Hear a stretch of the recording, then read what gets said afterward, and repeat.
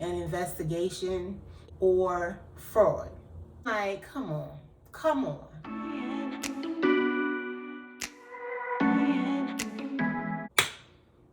Let me tell y'all what happened. I got a call about a week and a half ago. Lady sounded very official. She said, I'm calling from, she asked for me by name. She said, I'm calling from DOES, which is Department of Employment Services, right? Unemployment, basically. She said, we are conducting, I'm paraphrasing here, I don't remember the exact words. Basically, we are conducting an investigation. We're calling everybody, she said, who's on unemployment to see if there was possibly an overpayment or fraud. Oh my God. Oh my God. And I need to ask you a few questions. Can I confirm the last 4 digits of your social? First of all, y'all calling everybody, sis? How y'all gonna do that? It's like 11 million people on unemployment. That don't even make no sense. But anyway, there was a couple of things in this conversation that sent up a red flag. So I'm not about to give you any information because you called me. I have to be the one doing the calling. So I said, I'm gonna need to call you back. What's the number I can reach you on? And she said, this number that came up. And I said, okay, so, but before I could even go further, she said, I'm working remotely. How convenient. So I said, so I'm not going to call back and get you in the office. And she said, no. Okay, so there's no need to call back, right? So I said, well, I don't feel comfortable. There's a lot of stuff going on, yada, yada, yada, with scams and all of that happening. Maybe if you send me an email. I don't really want to, over the phone. So she said, okay, I could do that. I could put it in writing. But she said, just so you know, we're going to be, this investigation is going to happen regardless. If you don't respond, we're still going to do the investigation. I'm going to just, what she said? Oh, she said your benefits may be in jeopardy if I don't respond.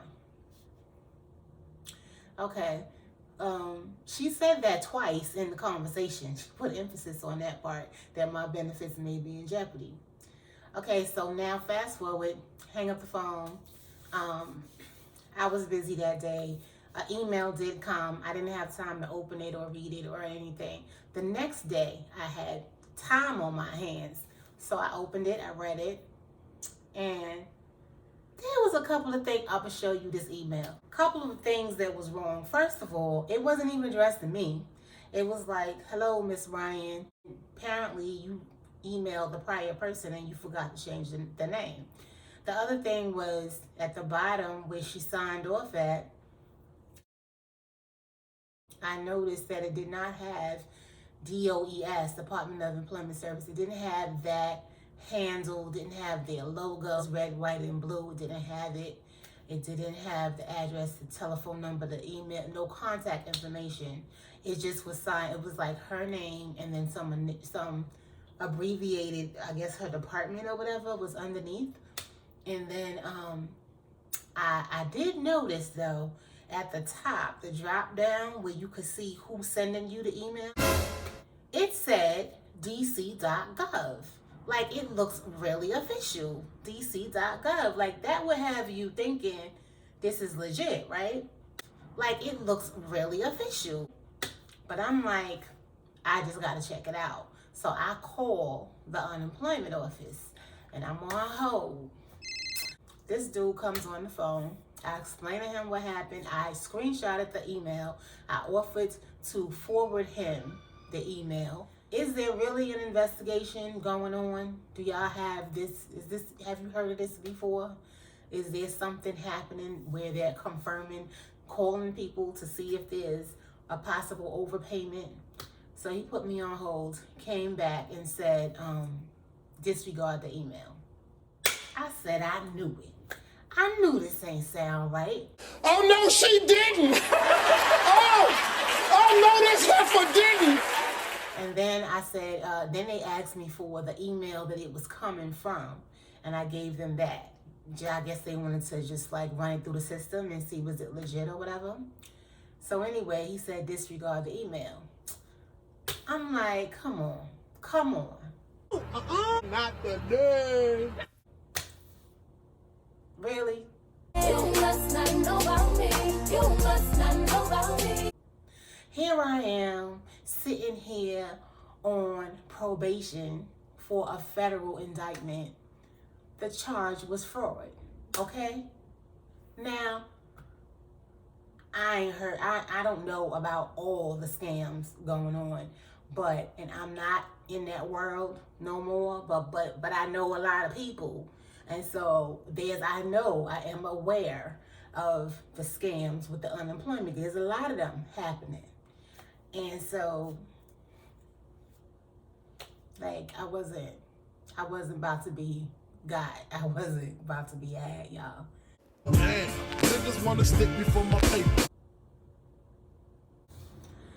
It was a long time ago. But I used to know about all the hookups. Like, people used to come to me for everything, half price or for everything. School time about to start, need to buy some kids' clothes. You gotta hook up on some kids' clothes. I need gift cards for this store, that store. Just moved into an apartment, I need furniture. Oh, I saw such and such bag in Saks. Can you get it for me? I used to be that person. Like, I used to be like everybody's personal shopper, basically. I've been to like every mall worth going to, from Massachusetts to Beverly Hills. That was my life. That was my world. I was buying stuff and reselling it all the time. Has mad customers. I don't want to buy nothing half price. I want to pay full price. I don't want no hookups. I don't want to be a part of it at all, no more. Like, that's it. It's over. It's done. I'm moved on now to bigger and better things. But I still have a keen spidey sense when I hear about, that sounds like along the lines of somebody trying to get over. Y'all be careful out there.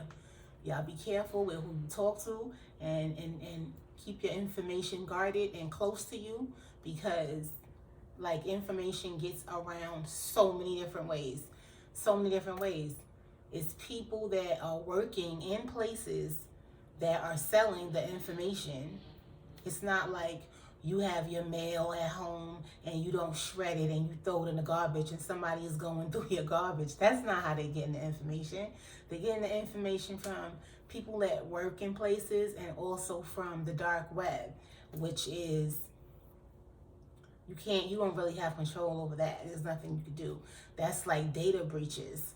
Data breaches happen, and then they sell that stuff from the dark web, and it's just millions of people's information. It's like lists of information. Can't really have control over it. What you can have control over, though, is to put a freeze on your credit report, because that's what I did. As soon as I got off the phone with unemployment, that's what I did. Right after that, I called each of the credit bureaus, Experian, Equifax, TransUnion, and I put a freeze on my credit, because she told me, the email that she sent had the last four of my social on it, and it was right. So she did say, I wanted to confirm the last four of your social. I have all the information in front of me. I just want to confirm it. And she had my right email, but she read it back to me. I didn't give it to her for her to send me the email. So who knows what else she has, right? I don't know if she had my address, my date of birth. I don't know what she had. So, yeah, I had to put a freeze on my credit, basically. And so now it's inconvenient for me, because if I want to open up something, I have to lift the freeze, I think, a day or so before I apply for something. It's inconvenient, but at the same time, at least I don't have to worry that something is going to happen and wind up on my credit, and I'm going to be disputing it for the next 8 months.